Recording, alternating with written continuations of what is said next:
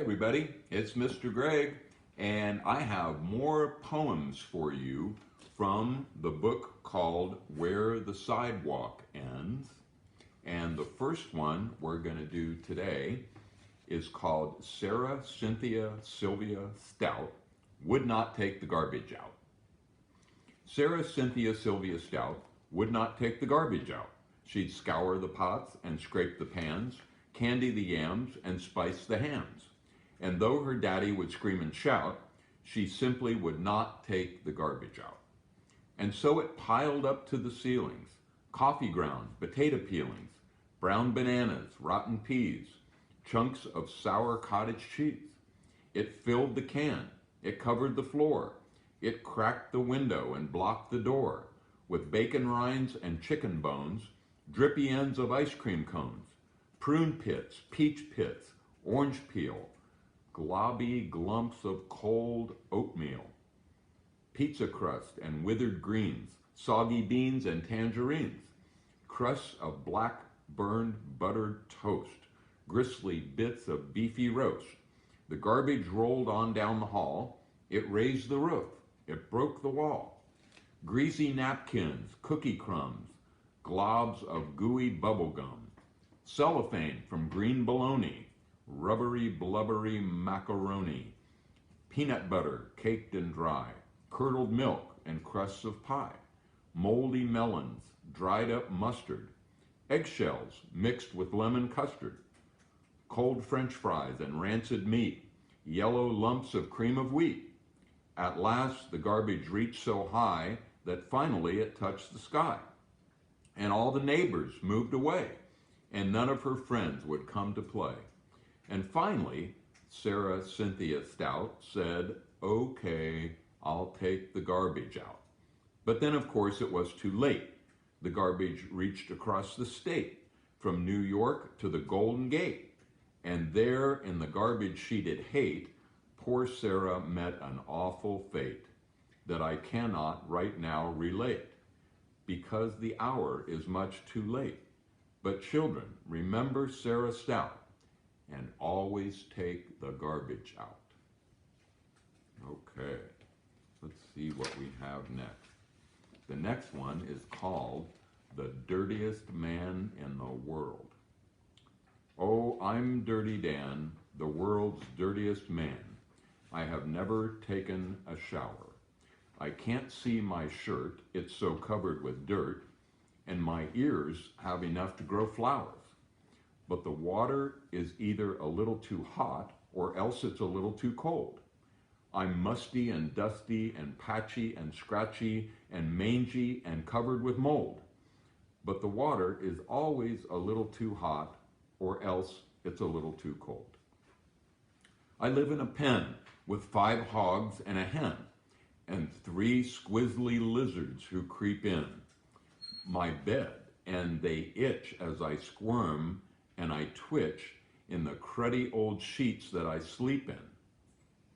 If you look down my throat with a flashlight, you'd note that my insides are coated with rust.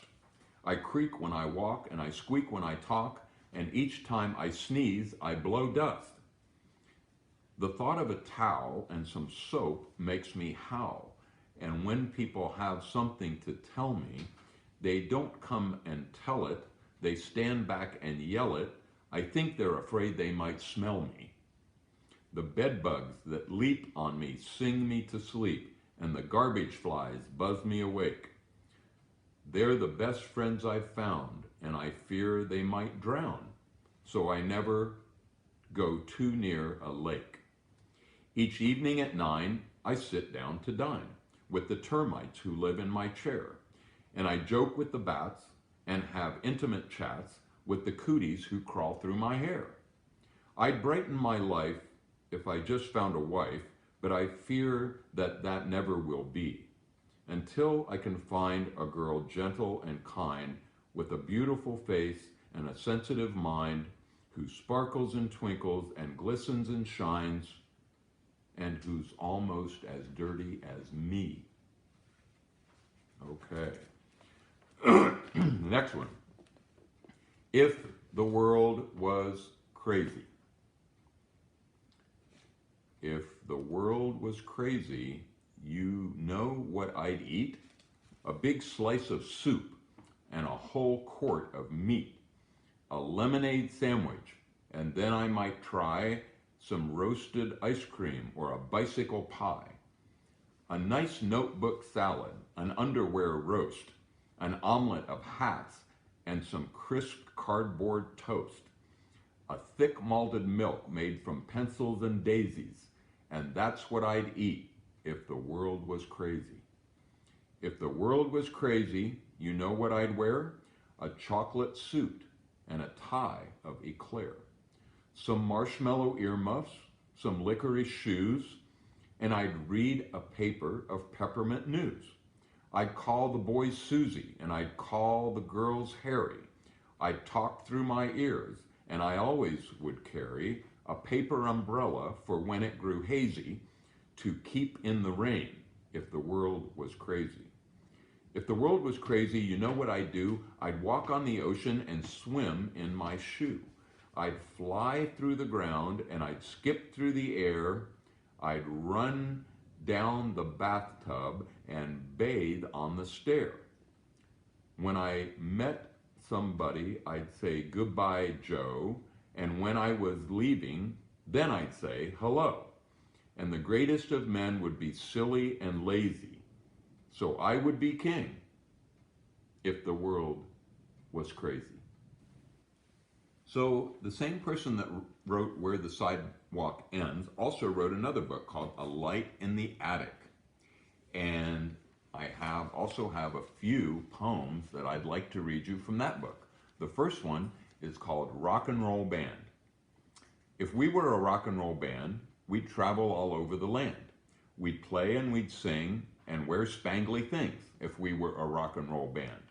If we were a rock and roll band and we were up there on the stand, the people would hear us and love us and cheer us.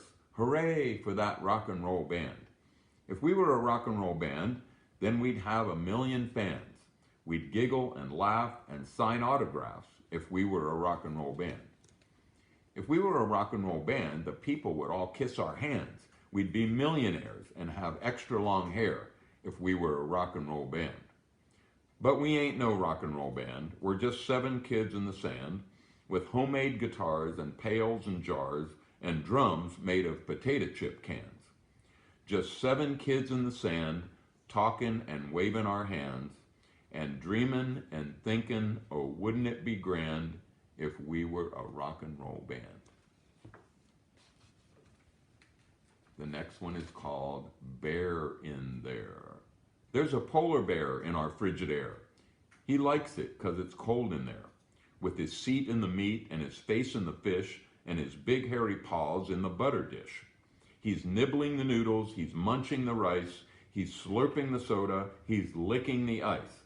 And he lets out a roar if you open the door, and it gives me a scare to know he's in there, that polary bear in our frigidy air. The last one I'll read you today is called Clarence. Clarence Lee from Tennessee loved the commercials he saw on TV. He watched with wide, believing eyes and bought everything they advertised. Cream to make his skin feel better, spray to make his hair look wetter, bleach to make his white things whiter, stylish jeans that fit much tighter, toothpaste for his cavities, powder for his doggy's fleas, purple mouthwash for his breath, deodorant to stop his sweat. He bought each cereal they presented, bought each game that they invented. Then one day he looked and saw a brand new ma, a better paw. New, improved in every way. Hurry, order yours today. So of course our little Clarence sent off for 2 brand new parents. The new ones came in the morning mail. The old ones he sold at a garage sale. And now they are all doing fine.